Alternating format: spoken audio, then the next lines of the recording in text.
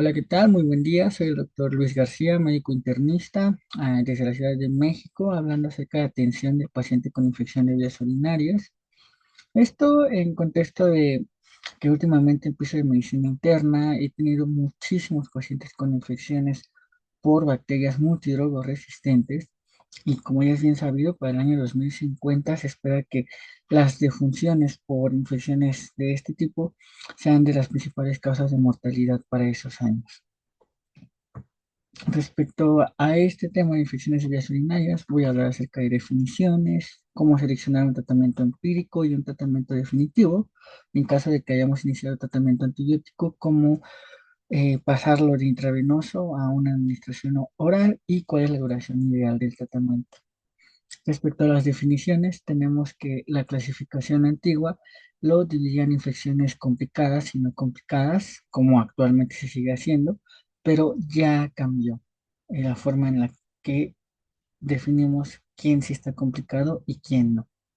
Antes decíamos que los pacientes que no tenían infección de vías urinarias complicadas eran aquellas mujeres, y mucho ojo, eran mujeres que tuviesen cistitis sin fiebre, que no estuviesen embarazadas, no tuviesen diabetes, ni tampoco anormalidades urológicas.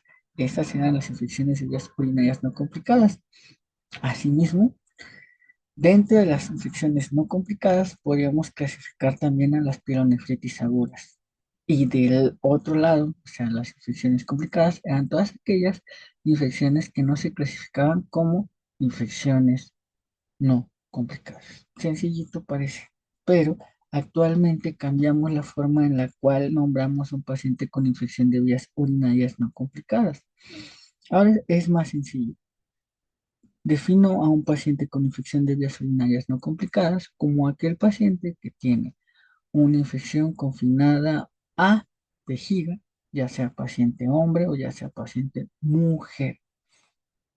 Esto es bien importante porque ahora me habla acerca de que voy a definir al paciente como hombre o mujer con cistitis, es decir, con datos de infección, ya sea polaquiuria, ya sea disuria, aumento en la frecuencia urinaria, dolor suprapúbico. Estos pacientes son los que tienen una infección de vías urinarias no complicadas. Y dentro del espectro de infecciones de vías urinarias complicadas, voy a tener a aquellos pacientes que tengan pielonefritis o bien una infección de vías urinarias febril o una infección asociada a un catéter o los pacientes que tienen prostatitis. Ahondando un poquito más en el paciente que tiene infección de vías urinarias complicadas, pues evidentemente son estos pacientes, reitero, que tienen datos de infección que van más allá de la vejiga, es decir, datos que van más allá de una cistitis. Es decir, el paciente que, claro, evidentemente sí tiene disuria, poliaquiuria, urgencia miccional, pero que también tiene síntomas como fiebre, escalofríos, inestabilidad hemodinámica, Giordano positivo, ya sea dolor en el ángulo costovertebral o los francos, ya sea el derecho o el izquierdo, que usualmente es muy sugerente de pielonefritis. También es importante acotar que los pacientes que tienen infección de vías urinarias complicadas suelen ser aquellos que ya cuentan con la presencia de una sonda ureteral, una sonda suprapúbica, aquellos que tienen cateterizaciones de la vía urinaria intermitentes, aquellos que tienen vejiga neurogénica, obstrucción urinaria, retención urinaria, son los que van a tener infecciones de vías urinarias complicadas. ¿Cómo voy a dar el tratamiento a un paciente que tiene o que cumple con los criterios de infección de vías urinarias complicadas?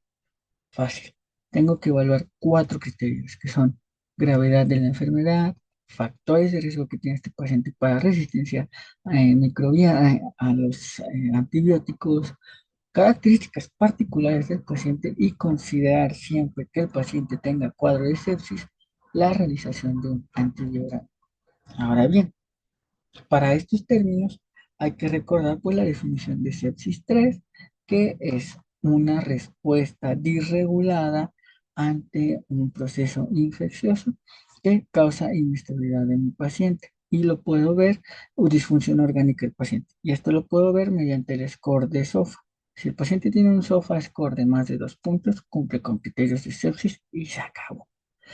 Entonces, si ustedes ven en la consulta un paciente que cumple con datos de infección de vías urinarias complicada, es decir, infección que va más allá de la vejiga, hago el cálculo del SOFA score. Si el SOFA score está en menos de 2 puntos, puedo valorar un tratamiento oral. ¿Con qué? Ya sea con quinolona o con trimethoprim sulfamethoxazol en esta nueva era los eh, de las bacterias gram negativas. Sin embargo, siempre es bien importante que ustedes en sus hospitales tengan un registro de resistencias microbianas a distintos antibióticos. Por ejemplo, yo les puedo decir que en mi hospital tenemos una alta prevalencia de E. coli resistente a quinolonas y a trimethoprim con sulfamethoxazol, por lo cual pues podríamos valorar el uso de cefalosporinas orales o incluso amoxicilina con ácido clavulánico como alternativa. Esta alternativa es muy importante y la tenemos que evaluar de acuerdo a nuestra resistencia en nuestros hospitales. Ahora bien, si el paciente presenta sepsis, es decir, tiene un SOFA score de más de 2 puntos, es decir, que el paciente presente ya sea deterioro neurológico, tendencia a la hipotensión, taquicardia y otros parámetros gasométricos que nos hablen acerca de disfunción orgánica, entonces ya aquí sí hay que valorar un antibiótico intravenoso, el cual puede ser una cefalosporina ya sea de tercera o cuarta generación, o bien piperacilina tazobactam o incluso fluoroquinolonas. Ahora bien, si nuevamente nuestro panel de resistencias a los antibióticos me dicen que estas no podrían ser opciones loables, podemos usar alternativas como carbapenémicos que son intravenosos, incluso nuevos agentes betalactámicos como son el cefiderocol, la plasmicina o incluso los aminoglucósidos viejitos pueden ser opciones en este tipo de pacientes. Ahora bien, que si el paciente se presenta al servicio de urgencias con estado de choque séptico, pues podríamos valorar otras opciones, como son las cefalosporinas de tercera generación, háblese de ceftriaxona, ceftazidima, carbapenémicos también podemos utilizar, piperacina, tazobactam es otra opción, o incluso las fluoroquinolonas. Pero insisto, en el hospital en el que yo trabajo, al menos las fluoroquinolonas en infecciones de vías urinarias yo sugeriría no iniciarlas por la amplia resistencia de los gran negativos que tenemos en el hospital actualmente. ¿Sale? Entonces, ¿qué podríamos usar en este tipo de pacientes? Pues podría ser ceftriaxona, ceftazidima, se vale, claro que sí, o iniciar incluso con piperacilina, tazobactam, al menos en la unidad en la que yo trabajo. Ahora bien, alternativas pueden ser estos medicamentos. Lamentablemente en México todavía en sector público no contamos con el cefiderocol, pero tenemos otras opciones como los aminoglucósidos viejitos. La recomendación para los viejos aminoglucósidos es débil, sin embargo todavía existe y al menos puedo decir que en mi unidad hospitalaria es una opción loable si queremos tratar a los pacientes incluso en la consulta externa. Pero al menos en esta guía para la consulta externa se reserva la amoxicilina con ácido clavulánico o las cefalosporinas orales, ¿vale? Pero pues no estaría incluso mantenerlo como una opción para el tratamiento de infecciones de vías urinarias complicadas en el paciente que vemos por consulta externa, ¿sale? Entonces, no dejemos de lado el uso de los incluso older aminoglucósidos, ¿no? O sea, los aminoglucósidos viejitos, que a mí me parece una buena opción actualmente todavía en nuestra unidad hospitalaria. Entonces, aquí tenemos las dosis de los medicamentos que podemos utilizar. Si bien, pues, Cefiderocol, remárquenlo, en el futuro va a sonar muchísimo. Es de lo que actualmente tenemos más reciente. Se supone que tiene ahí dentro de su composición una molécula de hierro que aumenta la afinidad de la bacteria hacia el cefiderocol y esto aumenta el espectro antibacteriano de este medicamento que es el cefiderocol. Pero bueno, eso ya lo veremos a futuro de cómo funciona esto. Medicamentos importantes, podemos utilizar meropenem, o incluso meropenem con estos que son al igual que las beta-lactamasas, también nosotros podemos tener carbapenemasas, por lo cual podemos utilizar opciones como meropenem con barbobactam, o incluso el tazobactam, ¿vale? Como opciones en el hospital, ceftriaxona es una buena alternativa, cefepime es otra buena alternativa, ceftazidima otra buena alternativa. Yo sugeriría siempre dejar de última línea pues, los carbapenémicos para tratar de disminuir esta resistencia bacteriana a los antibióticos. ¿Vale? Ahora bien, ¿cómo voy a elegir el tratamiento definitivo?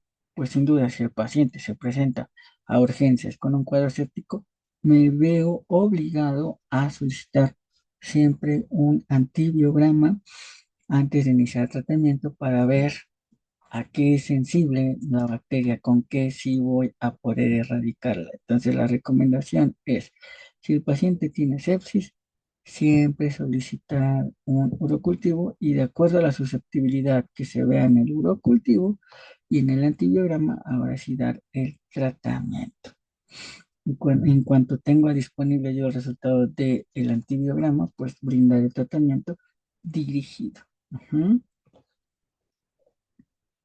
Entonces, supongamos que tu paciente llegó con un cuadro de sepsis, incluso choque séptico, a la unidad hospitalaria, pero tiene tendencia a la mejoría clínica. ¿Cómo voy a verlo? Pues, evidentemente, cuadro clínico, exploración física, que la hipotensión vaya mejorando, que el paciente vaya disminuyendo la frecuencia cardíaca, que ya se encuentre dentro de los parámetros de la normalidad, que el paciente ya no presente fiebre, que ya no tenga dolor suprapúbico, ya no tenga dolor en los flancos, ni costo vertebral, pues eso me habla de que está mejorando clínicamente.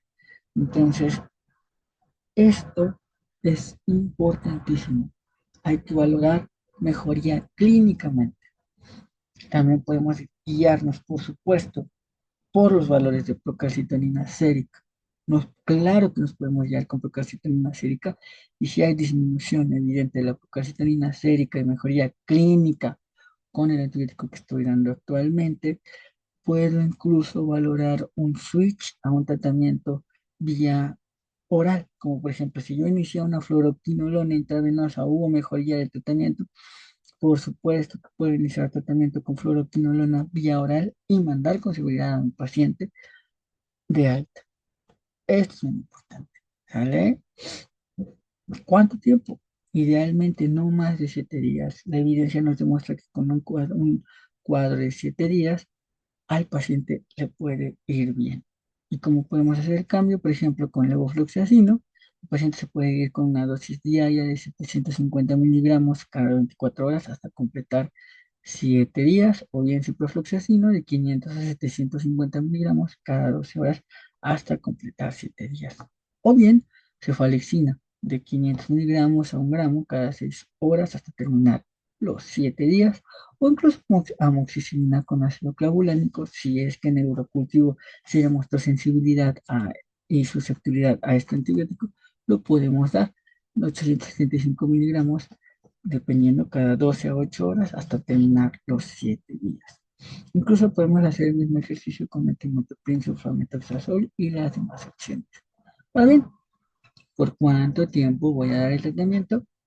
Básicamente las guías me dicen no prolongar el tratamiento más de 10 a 14 días. Idealmente la evidencia nos dice que con 7 días de antibiótico le va a ir a su paciente bien. Pero recuerden, la exploración clínica es fundamental. Podemos guiarnos también con la disminución de la procalcitonina sérica para abordar a este tipo de pacientes. Ahora bien, cosas importantes que también tengo que decirles. ¿Cómo podemos evitar esta resistencia bacteriana a los antimicrobianos? No prescribiendo de más. Si el paciente llega con un examen general de orina, tiene bacterias, pero no tiene un cuadro clínico de infección de vías urinarias, no hay que soltar el antibiótico. Interroguen si el paciente no reporta dolor suprapúbico a la exploración física o si el paciente no refiere polaquiuria, disuria, no hay que dar tratamiento, ¿sale? No hay que solicitar urocultivos de más cuando no es necesario. Si no hay clínica, no hay que solicitar urocultivo, ¿sale? Tenemos que tratar pacientes, no estudios de laboratorio, ¿sale? Entonces, ya, que si el paciente tuviera leucocitosis, un examen general de orina, turbio, nitritos positivos, tenemos un cuadro clínico evidente de infección de vías urinarias, evidentemente sí hay que tratarlo. Ahora bien, ¿cuándo se trata una bacteriuria sintomática? Cuando la paciente está embarazada. La otra, cuando el paciente tiene una sonda recién puesta y tiene 100 unidades formadas de colonia, ni modo, le toca antibiótico. Solo estas dos cuadros bien específicos sí doy tratamiento. Cuando tengo duda, paciente con trasplante renal, ni modo, hay que valorar la balanza, todavía nos faltan muchos datos, voy a investigar de si iniciar o no iniciar tratamiento, pero yo, a mí, si me preguntas francamente, doctor, su paciente acaba de tener un trasplante renal hace unos cuantos días, hace unas cuantas semanas y está con infección de vías urinarias, yo no me la juego, yo doy tratamiento a ese paciente antes de que una infección de vías urinarias progrese a un choque séptico, una sepsis y ponga en riesgo el implante, el trasplante renal. Pues bien, hasta aquí con la clase del día de hoy. Espero que haya sido de mucho provecho y que les haya gustado. Pues nada más, me despido con esto hasta el día de hoy. Tengan un bonito día. Si tienen dudas o preguntas, con gusto les contesto en la caja de comentarios. Que tengan muy bonito día. Chao, chao.